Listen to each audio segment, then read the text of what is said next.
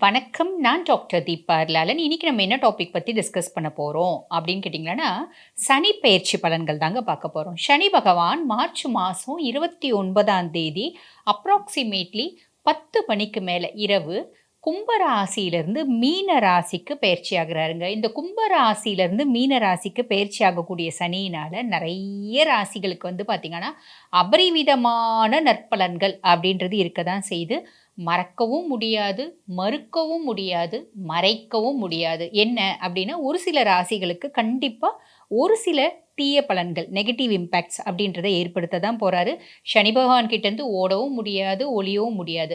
அப்படிப்பட்ட negative impacts எந்தெந்த ராசிகளுக்கு வரப்போகுது, எந்தெந்த ராசிகளுக்கு ஒரு அமேசிங்கான, எக்ஸலன்ட்டான ஒரு பெனிஃபிட்ஸ் வரப்போகுது அப்டின்றத இந்த பதிவுல பார்க்குறாங்க. அதுக்கு முன்னாடி வந்து பாருங்க, இப்ப நாங்க சொல்லக்கூடிய பலன்கள் எல்லாமே உலகத்துல இருக்க அத்துணை சம்பந்தப்பட்ட ராசிகள். இப்ப மேஷம் சொல்றோம் அப்படின்னா, மேஷ ராசி அன்பர்களுக்கான ஒரு பொதுவான பலன்.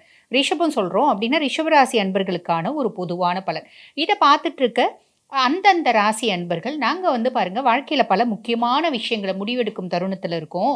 அப்ப எங்க சுய ஜாதகத்த ஒரு பரிசீலனை பண்ணிக்கணும் அப்படின்னு விருப்பப்படுறீங்க அப்படின்னா, நான் பேசிட்டு இருக்கும்போதே என்னோட வாட்ஸ்அப் நம்பர் வந்து பார்த்தீங்கன்னா, டிஸ்ப்ளேல போட்டிருப்பாங்க. அதுக்கு ஹாய்ன்னு வாட்ஸ்அப்ல ஒரு மெசேஜ் பண்ணுங்க.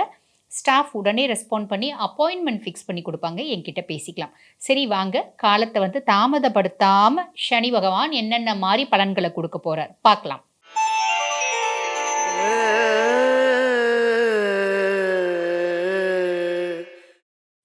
மிதுன ராசி அன்பர்கள். பொதுவா வந்து பாருங்க, மிதுனத்த பத்தி சொல்லணும் அப்டின்னா, புதன் ஆதிக்கம் பெற்ற ஒரு பெர்சனாலிட்டீஸ். நல்ல இன்டெலிஜென்ட்டா இருப்பாங்க. நல்ல இன்டெலிஜென்ட்டா இருப்பாங்க. அந்த புத்தி கூர்மை அப்டின்றது நல்லாவே இருக்கும் மிதுனத்துக்கு. அதே மாரி பேச்சாற்றல். ஒரு 5 வயசு குழந்தை மிதுனமா இருக்குது அப்டின்னா கூட நம்பளால அந்த குழந்தைகிட்ட பேசி ஜெயிக்க முடியாது அப்டின்னு தான் சொல்லணும். பேச்சினால சம்பாதிக்கக்கூடிய தொழில் அப்டின்றது மிதுனத்துக்கு எக்ஸாக்ட்டா பொருந்தும். பொதுவா வந்து பாருங்க, ஒரு விஷயத்த நம்ம ஒரு ஆங்கிள்ல திங்க் பண்றோம் அப்டின்னா, ஒரு மிதுன ராசி அன்பர்கள் வந்து பார்த்தீங்கன்னா, அத வேற ஆங்கிள்ல பலவிதமான கோணங்கள்ல அத திங்க் பண்ணுவாங்க அப்டின்னு தான் சொல்லணும். பொதுவா வந்து பாருங்க, புதன் நல்லா இருக்க ராசி மிதுனம், கன்னில வந்து பார்த்தீங்கன்னா, புதன் உச்சம். இவங்கலாம் வந்து பார்த்தீங்கன்னா, கிரியேட்டிவிட்டி அப்டின்றது புதன் இல்லன்னா கிரியேட்டிவ் ஃபீல்டே இல்ல. அப்படிப்பட்ட மிதுன ராசி அன்பர்கள் உங்களுக்கு இந்த சனி பெயர்ச்சி எப்படி இருக்கு அப்படின்னு பார்த்தீங்கன்னா, சனி பகவான் வந்து 10ஆம் பாவத்துக்கு போறார். 10ஆம் பாவத்துல சனி பகவான் வந்து உட்கார்றதுனால, இத வந்து என்ன சொல்லுவாங்க அப்படின்னு கேட்டீங்கன்னா, கர்ம சனி அப்படின்னு சொல்லுவாங்க. இந்த கர்ம சனி என்ன ஏற்படுத்தும் அப்படின்னா, தொழில்ல முன்னேற்றம், மேன்மை அப்படின்றத மிதுனத்துக்கு இன்டியூஸ் பண்ணும். கொஞ்ச நாளா பாருங்க மிதுனத்துக்கு பெருசா சூப்பரா இருக்கு அப்படின்னு சொல்ற மாரி இல்ல. தொழில்ல வந்து பார்த்தீங்கன்னா, பெருசா பாசிட்டிவிட்டி அப்படின்றது இல்ல. தொழில் வந்து பார்த்தீங்கன்னா, சுய ஸ் அ தொழில் செய்றவங்க, இந்த சுய ஸ்தாபனம் வச்சு நடத்துறவங்க, இவங்களுக்கெல்லாம் வந்து பார்த்தீங்கன்னா, நெறைய இந்த தொழில் வந்து பார்த்தீங்கன்னா, எப்படி போச்சு அப்படின்னா, ஆம வேகத்தில போச்சு. அதெல்லாம் வந்து பார்த்தீங்கன்னா, இந்த கர்ம சனி வந்து பார்த்தீங்கன்னா, ஒரு மாற்றங்கள ஏற்படுத்தும் அப்படின்னு சொல்லலாம். ஓகேங்களா? பெரும்பாலான மிதுன ராசி அன்பர்களுக்கு நல்லாவும் இருந்துச்சு. ஒரு சிலர்களுக்கு வந்து பார்த்தீங்கன்னா, இந்த மாரி காம்ப்ளிகேஷன்ஸும் இருக்க தான் செஞ்சுச்சு. அதே மாதிரி பார்த்தீங்கன்னா, பெருசா ரொம்ப சூப்பர் டூப்பர் அப்படின்ற மாரிலாம் இல்ல. இப்ப வந்து பாருங்க, இந்த கர்ம சனி அப்படின்றது தொழில்ல முன்னேற்றம், மேன்மை இது ஒரு விதமான ராஜயோகம் அப்படின்னு சொல்லலாம். சனி பகவான் உங்களுக்கு வந்து பாருங்க லார்ட் ஆஃப் 8 அண்ட் 9 அதாவது துஷ்தானத்துக்கு அவன் தான் அதிபன். அதே மாரி உங்களுக்கு பாக்கியாதிபதியும் சனி பகவான் தான். உங்களுக்கு பாக்கியாதிபதியான சனி பகவான் இப்ப கர்மாதிபதியா வராரு. தொழில் இடத்துக்கு, தொழில் ஸ்தானத்துக்கு போறதுனால மேன்மை அப்படின்றது கிடைக்கிறதுக்கு நெறையவே வாய்ப்பு உண்டு. அதுக்கப்புறம் சனியினோட பார்வை வந்து பாருங்க 4ஆம் பாவம். 4ஆம் பாவம்ன்றது சுக தாயார் ஸ்தானம். என்ன வரும்னா, நம்பளோட கம்ஃபர்ட் ஜோன விட்டு நெறைய உழைப்போம். உழைச்சு, உழைச்சு, உழைச்சு நம்ம வந்து பாருங்களேன், ஒரு மேன்மை நிலை அப்படின்றத அடையறதுக்கான நெறைய பிராப்தம் இருக்குங்க.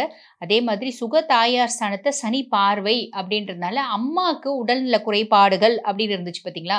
அம்மாக்கு பெருசா உடல்நல குறைபாடுகள் இருந்துச்சு. அதே பார்த்தீங்கன்னா, அம்மா வந்து நெறைய மிதுன ராசி அன்பர்களோட அம்மா வந்து ரொம்ப நாளா ஹாஸ்பிட்டலைஸ்ட் ஆயிருக்காங்க. ஹாஸ்பிட்டலைசேஷன்ல இருக்காங்க. ஸோ அந்த மாரி காம்ப்ளிகேஷன்ஸ்லாம் வந்து பார்த்தீங்கன்னா, ஓரளவுக்கு இம்ப்ரூவ்மெண்ட் சூப்பர் டூப்பர் ஆயிடுவாங்களாங்க எங்க அம்மா 100% ஆரோக்கியமா மாறிடுவாங்களா? அப்படின்னு சொல்றதுக்கு இல்ல. ஓரளவுக்கு வந்து பார்த்தீங்கன்னா, உங்களோட உடல்நிலையில முன்னேற்றம் அப்படின்றது இருக்கும். அதுக்கப்புறம் சனியினோட பார்வை 7ஆம் பாவம். 7ஆம் பாவத்தில கலத்திர ஸ்தானத்தில சனியினோட பார்வை இருக்கிறதுனால, ஹஸ்பண்ட் ஒய்ஃப்குள்ள வந்து பார்த்தீங்கன்னா, ஒரு மிஸ்கம்யூனிகேஷன் இல்லாம பார்த்துக்கோங்க. அதே மாதிரி பார்த்தீங்கன்னா, டிரான்ஸ்பரன்சி அப்படின்றத வச்சுக்கோங்க. எது செய்யறதா இருந்தாலும், "ஏங்க நேத்தே நான் சொல்ட்டனேங்க, ஏங்க 1 மாசத்துக்கு முன்னாடியே சொல்ட்டனேங்க, அதனங்க நான் இப்ப செய்றேன்." அப்படின்றது வேண்டாம். 1 மாசத்துக்கு முன்னாடி நீங்க சொல்லிட்டீங்க. நேத்தும் சொல்லிட்டீங்க. முந்தா நேத்தும் சொல்லிட்டீங்க.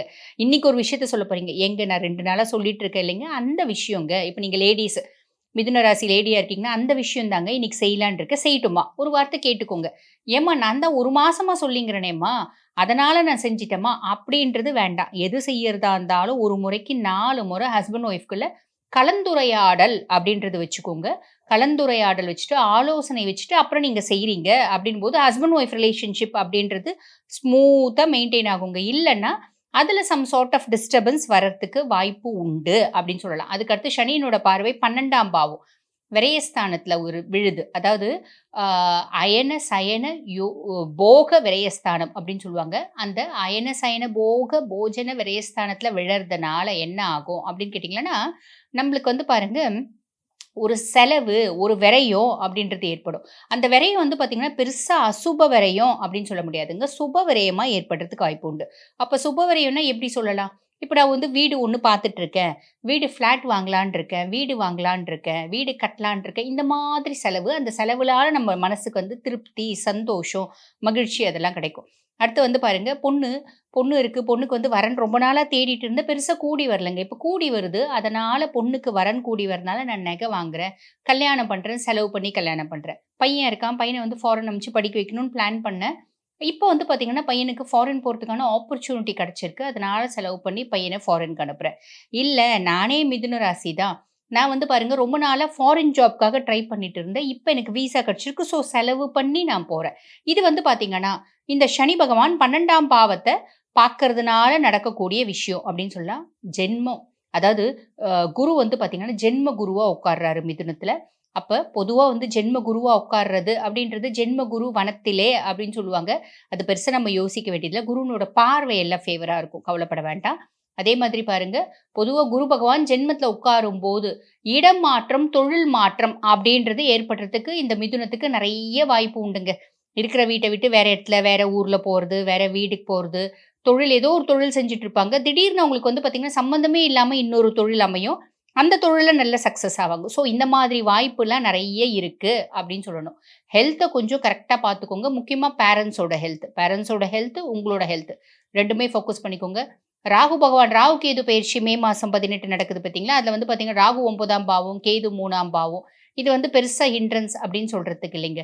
ஸோ ஆன் தி ஹோல் வந்து பார்த்தீங்கன்னா, உங்களுக்கு இந்த கர்ம சனி என்ன குடுப்பாரு அப்படின்னு கேட்டீங்கன்னா, தொழில்ல வந்து நல்ல முன்னேற்றம். எந்த அளவுக்கு உழைக்கிறீங்களோ, அந்த அளவுக்கு வந்து பார்த்தீங்கன்னா, மேன்மை, முன்னேற்றம், மகிழ்ச்சி அப்படின்றது வரும்.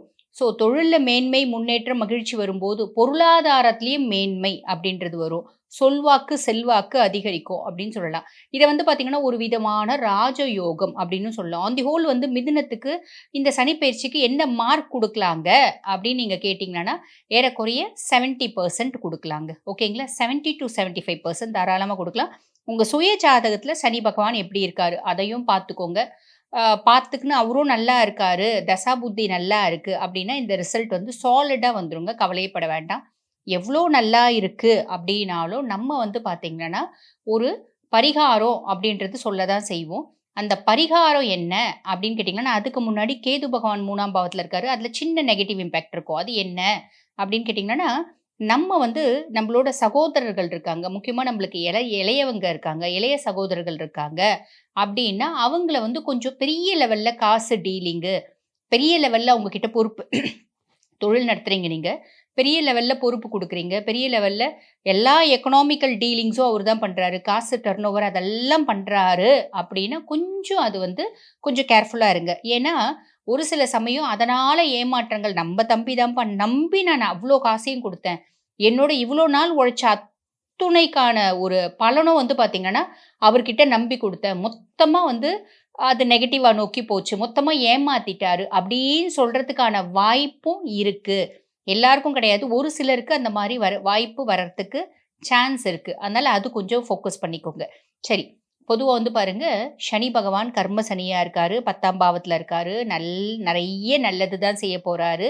கேது ஒரு சின்ன நெகட்டிவ் இம்பாக்ட்ட ஏற்படுத்த போறாரு. அந்த சின்ன நெகட்டிவ் இம்பாக்ட்டும் நான் சொல்லிட்டேன். இப்ப இந்த சனிய வந்து பசிஃபை பண்றதுக்கு என்ன பரிகாரம் பண்ணலாம் அப்படின்னு கேட்டிங்கன்னா, பொதுவாவே வந்து பாருங்க, சனிய வந்து என்ன சொல்லுவாங்க அப்படின்னு கேட்டிங்கன்னா, மந்தன், முடவன் அப்படின்னு சொல்லுவாங்க.